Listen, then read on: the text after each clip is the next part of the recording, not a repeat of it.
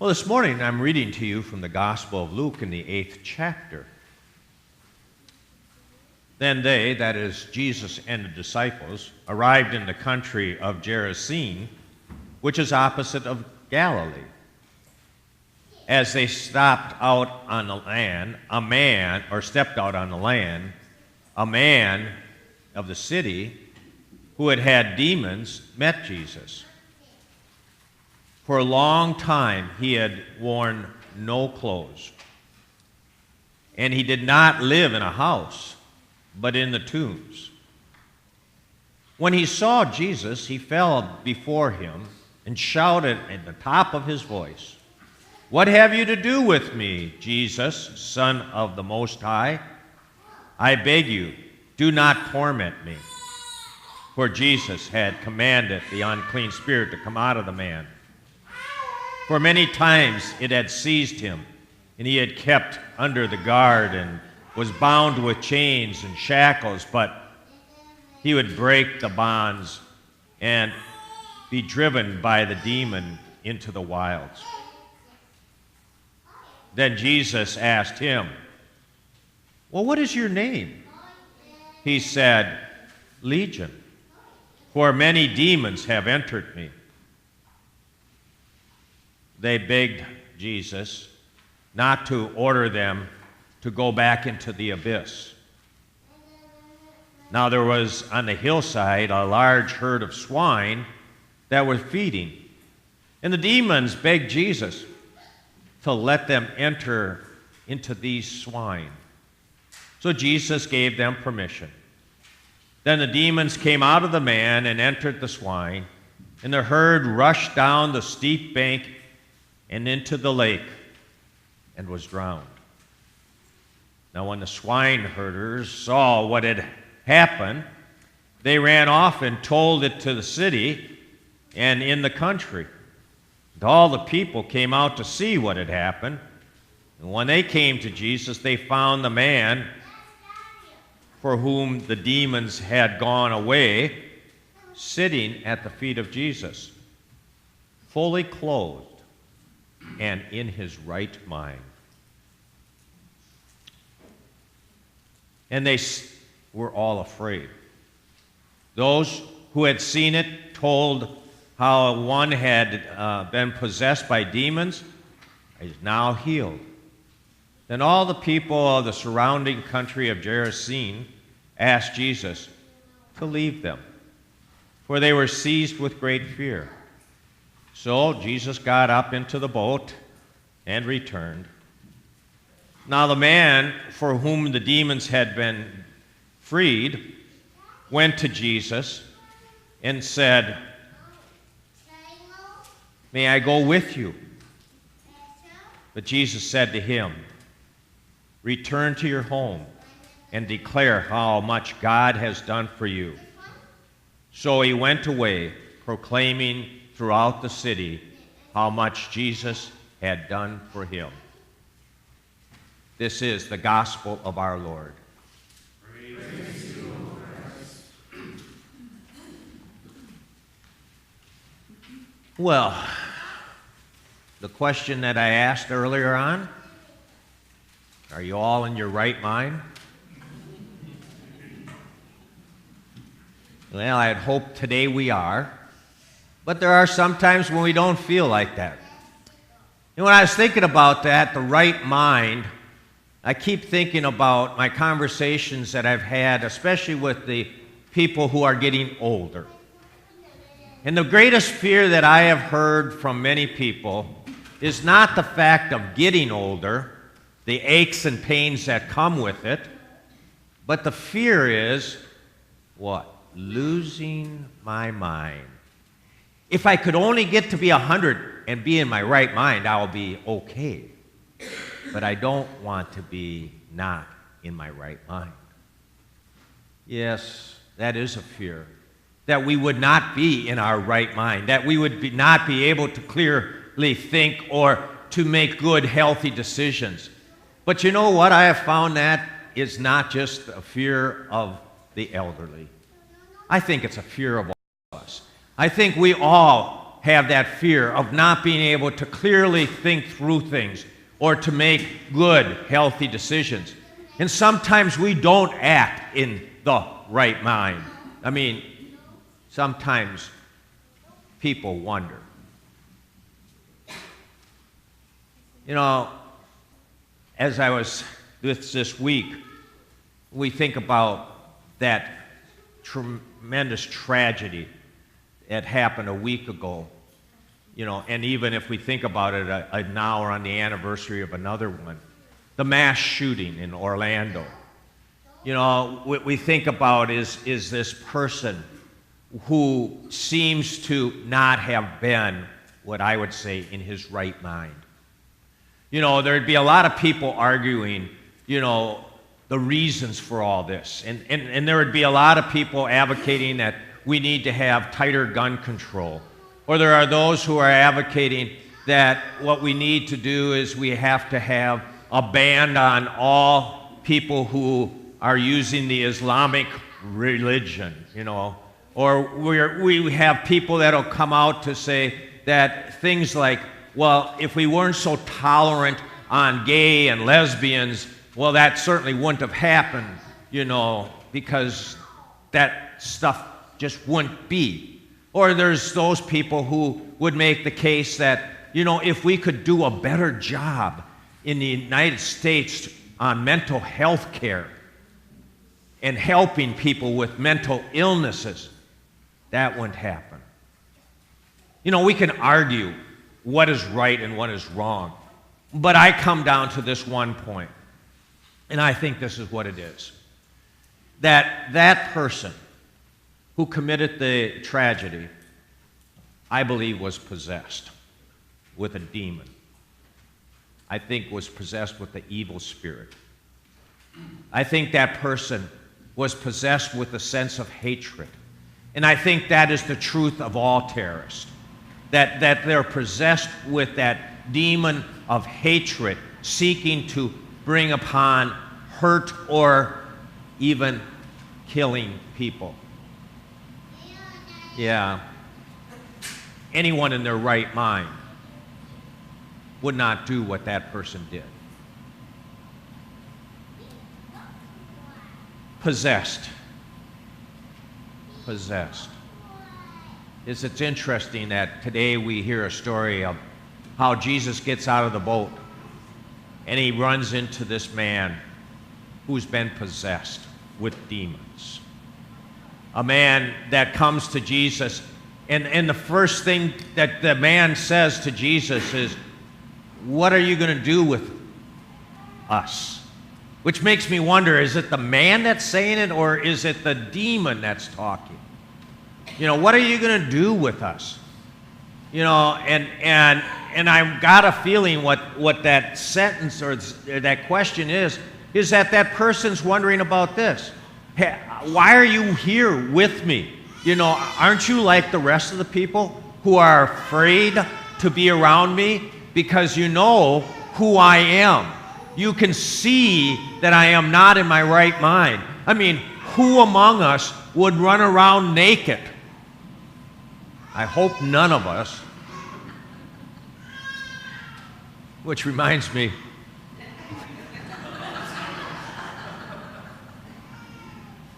while on vacation, I had the great opportunity to be with Eli. And on one of the days, which was very warm, and we came back, and so Celeste says, "Do you want to go through the sprinkler?" Well, yeah, every kid wants to go through the sprinkler, you know? I remember those days.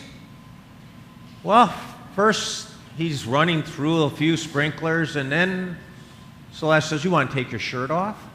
Well, there's nothing wrong with that, right? Next thing I know, Celeste said, "You want to take your shorts off?" Oh, yeah. Well, then she says, "Well, should we remove your diaper?" Now, here's my grandson running around naked in the backyard. Oh, it's so cute. I wanted to take a picture, but I was afraid. I mean, in fact, phone would have gotten confiscated, all that stuff. But it's cute for little kids to do that, isn't it? But here's a grown man. He's running around naked. And not only that, is he seems to be living in the tombs, in the kind of cemetery area. This guy is not in his right mind. And people are terrorized by him because he acts in a crazy manner. And in fact, they have what? Bound him up in chains. And yet, somehow, the power of that demonic man was able to break those chains. This guy is not normal. He is possessed. And so he asked, what are you going to do with me? What are you going to do with me, Son of God? It's interesting. Jesus' first question to him was what? What's your name? What's your name? And I thought it was kind of an interesting thing is that the guy didn't come out and say, well, I'm Malachi, or I'm Abdul, or what he did is he said, I'm legions. Legions. What he was doing is he was really naming the demon. He gave the demon's name because that's who he saw who he was. That which possessed him. That which was controlling him. That's who he saw his identity to be. He was the legions of destruction.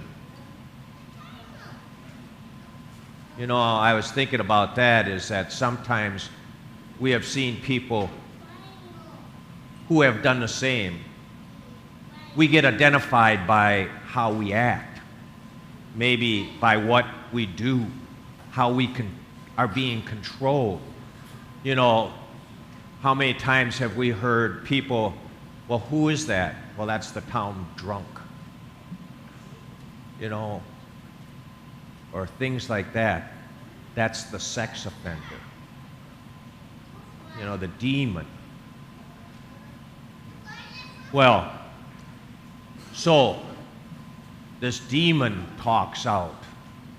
And then I thought what was even more interesting is after the demon tells what the name is, then what comes? The demon knows who he's talking to. The demon knows that Jesus has power. You can see that. The demon who had controlled this man, who gave this man such unusual power to even break chains and to be so far out of control, that man, that demon knew who Jesus was. And he knew he wasn't as powerful. So all of a sudden, what happened? The demons start to negotiate. Says, if you're going to do something to us, how about, why don't you just let us go and get in that herd of swine? Don't destroy us.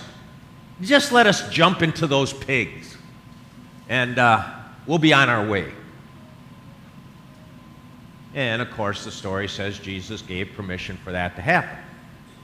And when I was thinking about that, I thought, isn't it interesting? I have found myself,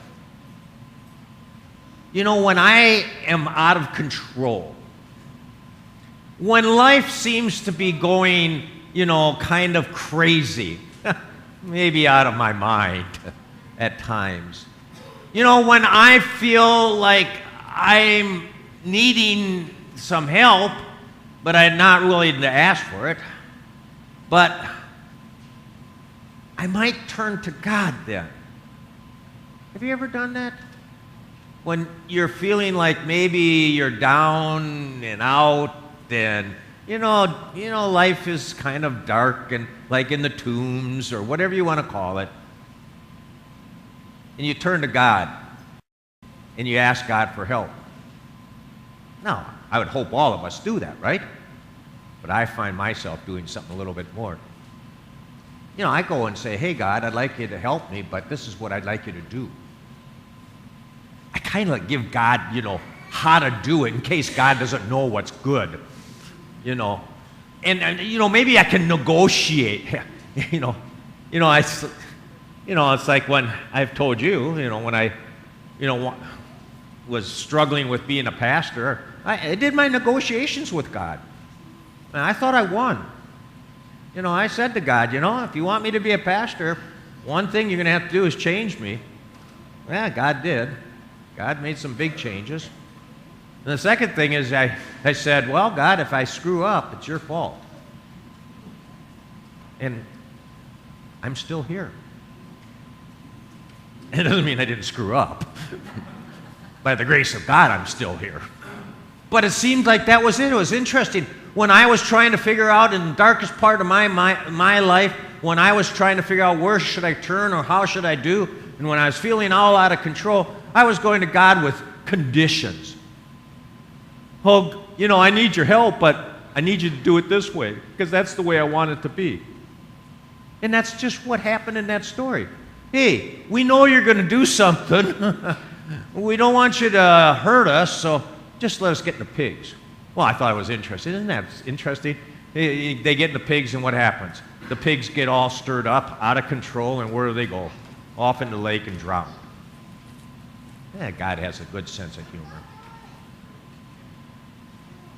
Now, this man who has been freed, okay, and the people who have just seen this, all of a sudden, the other people in the community come around. And this is the big twist. This is the thing that I thought was really interesting in this. They come back and want to see what happened. We all would, wouldn't we? Which one of us, if we hadn't seen someone running around naked for 22 years in this community, wouldn't we want to go out and see what happened? Well, we probably might, but, and they came, and like in all other miracles, what happened when people saw that the people that were lame got to walk, or that the person blind got to see? What happens is there seems to be a sense of a celebration. Like, wow, this is great. This is what we saw. What were these people? They're terrified. They're afraid. And I got thinking about, why would you be afraid? Why would you be afraid? Well, maybe they were afraid because they weren't sure how they were going to deal with that person now. Here's this person. All of a sudden, he's clothed. All of a sudden, he's in his right mind. He's rational. He's thinking clearly. And he's normal. How do you deal with people like that? And I thought about that. Isn't that sometimes our problem? When we have known someone who maybe has been acting in an abnormal way, maybe they too have had some sense of being possessed by some of their own demons, but somehow were changed, came through recovery, whatever it might be, and we're not sure quite how to deal with them, what we are going to do with them. And there is a little bit of fear. How do we talk or associate or establish a new relationship with them? But I don't think that's the real fear. I don't think that's the real fear. And I don't think it was the fear that the herd of swine went off the river, off the lake, and there was a loss of income. This is the fear. The fear is they knew how that person was changed. They knew how that person's life was changed. And I think the fear is, what happens if I get changed? What happens if God would do the same thing to me and change me? Aren't you comfortable in the way you are right now? Aren't you comfortable the way you are? I am. But I've often wondered, What would it be like? What would it be like if I truly gave up my whole sense of control, my whole sense of wanting to be what I want to be, and truly allow God to transform me and to shape me as God desires? What would life be like? What would it be like to let go of those things that I have held on to, that had shaped me, or that I hold on to as a way of defense or masking pains or whatever it is? You know, the one that I feel comfortable with. What would happen if God transforms me and really puts me in the right mind? God's thinking mind. What would that look like for my life? And maybe that's what those people were more afraid of. Is Jesus going to do more? Is Jesus going to change us? Is Jesus going to change me? And so what did they do? They invited Jesus to leave. I like it the way I am. Thank you. Why don't you go on your way? Well, that man, you know, who was changed, he wanted to go with Jesus. That's understandable, right? I mean, those who have been transformed, those who have really been changed by the Lord, you know, maybe you're one of them that have come through some areas or ways of what we have seen in life, despair and darkness or whatever it is. Those who have known that God has transformed your life and have brought you to a newness of life in which you are clothed with the righteousness of Christ, or which you have now living a fresh life of hope. We all want to follow Jesus. Jesus said to the guy, I'd love to have you, but I need you here. I need you here to tell everyone what God has done in your life. And I think that's what the story's about. The story's about how God has transformed us. God can transform us. If we are feeling like we are possessed with a demon, you know, you have to be there. You know, if that is something, you know, that you feel like, you know, your life is being controlled and you want to change and you give your life over to Christ. I think what Christ is asking you to do now is, when that change has come forth, tell others. How many of us have seen people who have gone through the transformation, who have gone through the addictions and now are clean and sober? How many people have seen people who have been in the bonds of depression and despair and hopelessness, but now live with hope and new life and vitality? How many of us have seen that?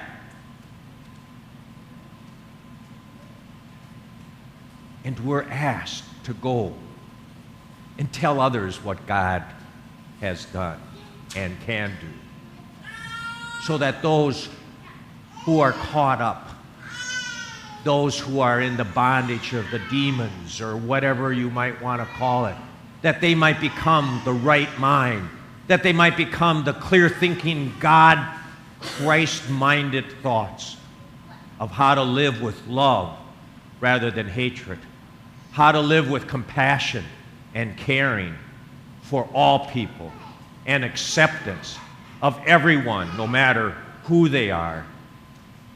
For if we all did, this world would be truly a good place. Tell everyone what God has done.